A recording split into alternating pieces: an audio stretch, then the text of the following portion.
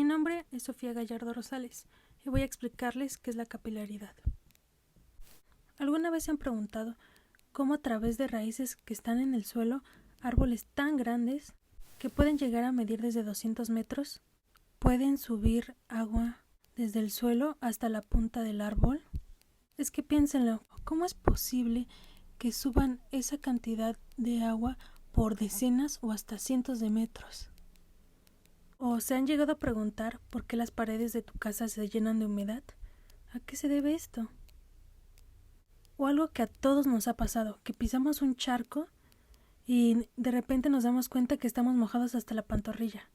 ¿Por qué pasa esto si el charco no era tan profundo? Pues bueno, todos estos fenómenos se pueden explicar a través de la capilaridad. Para poder entender qué es, primero tenemos que conocer el concepto de tensión superficial, el cual les explicaré brevemente. La tensión superficial se da gracias a fuerzas intermoleculares que vamos a encontrar en los líquidos, las cuales son fuerza de adhesión, que es la atracción entre moléculas distintas, y la fuerza de cohesión, que es la atracción entre moléculas semejantes.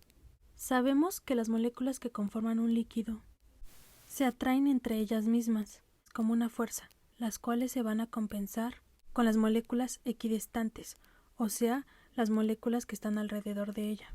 Esto permite que se mantengan en equilibrio, ya que por cuestiones de simetría todas las fuerzas se van a cancelar, manteniendo la molécula estable, en equilibrio.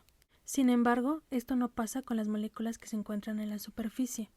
Podemos notar que a diferencia de las moléculas en el interior del líquido, las que están en la superficie no cuentan con otras moléculas de agua arriba de ellas. Esto acaba con la simetría de las fuerzas que teníamos anteriormente, lo que provocará que las moléculas no puedan llegar al equilibrio.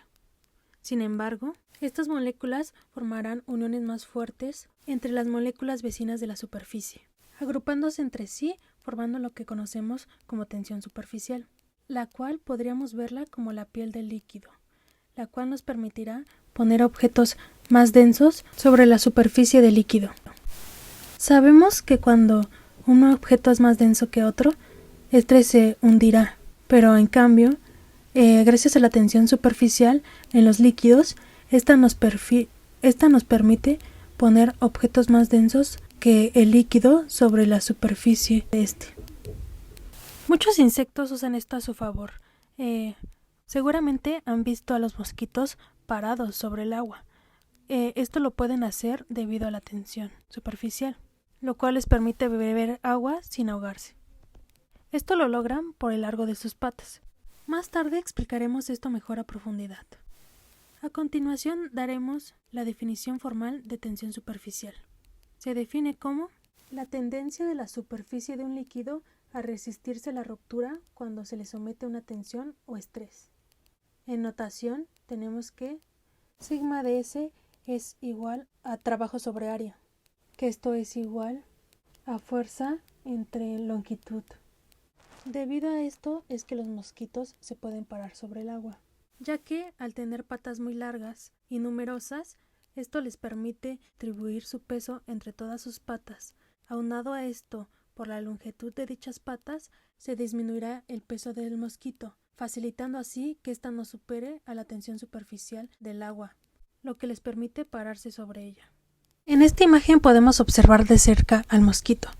Si nos fijamos en sus patas, podemos ver que esta curvatura que se ve en el agua se asemeja mucho al observado cuando un equilibrista está sobre una cuerda floja, encontrando así semejanzas entre las tensiones pero a distintas escalas. Teniendo ya estos conceptos, imaginemos que tenemos un recipiente que contiene un fluido y que este recipiente está abierto a la atmósfera. Si introducimos un tubo fino de vidrio, vamos a ver que inmediatamente el nivel del líquido subiera o bajara en el interior del tubo hasta una altura h. Y te preguntarás, ¿por qué el fluido asciende o desciende si no hay ningún empuje aparente? Es decir, no hay ninguna bomba que esté jalando o empujando el agua. Entonces, ¿cómo es posible que exista este cambio de altura? Bueno, esto se debe a las fuerzas antes mencionadas de adhesión y cohesión. Dependiendo de cuál de estas dos fuerzas predomine, el líquido en el interior del tubo ascenderá o descenderá. En caso del agua y de la mayoría de los líquidos, el nivel sube dentro del tubo. ¿Y por qué sube?, se preguntarán. Porque las fuerzas de adhesión son mayores que las fuerzas de cohesión. ¿Y hasta dónde subirá? Hasta que se alcance un equilibrio entre las fuerzas de adhesión, cohesión y la del peso de la columna de líquido debido a la gravedad. En otras palabras, en caso de que las fuerzas de adhesión son mayores que las fuerzas de cohesión, la fuerza de adhesión tira más fuerte de esa molécula superficial, de modo que hay una fuerza neta hacia el interior de la pared del capilar, de modo que dicha fuerza impulsa hacia arriba el líquido, provocando así que se pueda observar un menisco cóncavo, donde un menisco se define como la superficie de contacto entre el agua con el aire que hay dentro del capilar. En el caso contrario, donde la adhesión sea menor a la cohesión, se observará un menisco convexo, donde la altura de la parte pegada del tubo es menor que en el centro del tubo. Un ejemplo de un líquido que actúe de esta forma es el mercurio. Procederemos a calcular H, la cual nos indicará si el nivel del líquido ascendió o descendió. Nos situaremos en un punto de equilibrio. Contemplaremos únicamente las fuerzas verticales, por lo que despreciaremos las fuerzas en X. De esta forma podemos calcular la fuerza debida al peso de la columna de líquido con la fuerza debida a la tensión superficial, ya que, como explicamos anteriormente, esta fuerza es la que genera el efecto de jalar el fluido hacia arriba.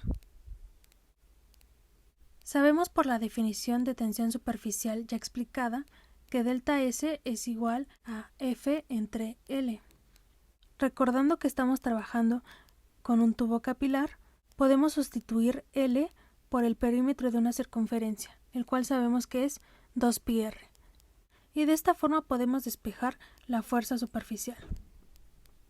Fijándonos en la geometría del problema, obtendremos un triángulo.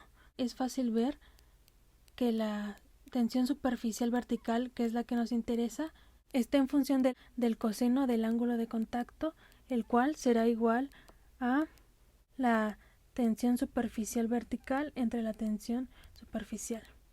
Despejando así, obtenemos esto. De aquí, recordando que el peso es solamente la masa por la gravedad, obtenemos lo siguiente. Más aún, si descomponemos la masa en densidad sobre volumen, tenemos, y como el volumen es igual al área por la altura, y recordando que estamos trabajando en una circunferencia, entonces sabemos que el área de la circunferencia está dada por pi r al cuadrado. Teniendo ya esto, podemos cancelar pi y r, obteniendo que, y de esta forma despejaremos h. Esta ecuación es conocida como la ley de Yorin. Observemos que los valores de la densidad y de la tensión superficial estarán determinadas por el fluido. Dichos valores se encuentran normalmente en tablas en Internet. Otra cosa que podemos destacar es que la viscosidad del fluido no interviene en la altura que puede alcanzar el fluido. Esta simplemente nos determinará a qué velocidad alcanzará dicha altura el líquido. Es importante notar que todo dependerá del ángulo de contacto que se está formando, ya que sabemos que el coseno de un ángulo mayor a 90 grados nos genera un número negativo, lo que implicará que toda la expresión sea negativa, por lo que no va a haber un ascenso sino un descenso. Es decir, cuando h sea negativa, el ángulo será mayor a 90 grados, lo que nos implicará que es un fluido que no moja. Como ya dijimos, un ejemplo de esto sería el mercurio. ¿Y qué significa que no moja? Que cuando lo colocamos sobre una superficie, dicho líquido parecerá una esfera casi perfecta, la cual al retirarlo con algún papel no quedará ni un solo residuo en la superficie. En cambio, cuando el coseno es menor a 90, sabemos que esto nos generará un número positivo, lo que indicará que h es positiva, y esto nos dice que habrá un ascenso en el nivel del líquido, por lo que el líquido se dice que mojará. La mayoría de los fluidos, como ya dijimos, mojan, que es como el agua. Si lo ponemos en una superficie, no será fácil quitar. Probablemente tengamos que poner algún papel o algo que absorba el agua sobrante. Resumiendo todo lo anterior, vimos que la capilaridad es una propiedad de los líquidos que depende de la tensión superficial, la cual a su vez depende de las fuerzas intermoleculares, las cuales son de cohesión o adhesión, que hay dentro de un capilar. Ya para finalizar, definiremos la capilaridad formalmente. El efecto de capilaridad es el ascenso-descenso de un líquido en un tubo de diámetro pequeño insertado en un recipiente que contiene un líquido. En esta imagen podemos observar una gráfica que nos relaciona el radio con la altura. Veamos que mientras se disminuye el radio del capilar, la altura que puede alcanzar el líquido se incrementa exponencialmente. Un ejemplo de aplicación en la naturaleza de este fenómeno de la capilaridad es lo que ocurre con las aguas subterráneas. El agua, a través de la porosidad del suelo, migra hacia las superficies posteriores, hacia la superficie más cercana al nivel de la tierra. Esta migración de agua a través del suelo ocurre por el fenómeno de capilaridad y es lo que alimenta de agua y nutrientes a las raíces de las plantas, ya que las raíces subirán el agua hasta las hojas y permitirá mantener vivas las plantas. También con este principio se puede explicar cómo se genera la humedad en las casas. Notemos que entre más poroso sea el material con el que se construyó la casa, es más probable que éste se llene de humedad. En esta imagen podemos observar cómo si la arena es gruesa, el agua alcanzará cierta altura, pero en cambio, si la arena es fina, el agua alcanzará una altura mucho mayor. En 2010 se encontró una forma de contrarrestar este efecto de capilaridad. Utilizando un generador de campo magnético, se puede impedir que se generen las fuerzas de cohesión y adhesión, lo cual impedirá que exista esta fuerza que impulsa al fluido hacia arriba o hacia abajo. Y esto se inventó principalmente para evitar la humedad debida a la capilaridad. Eso es todo, amigos.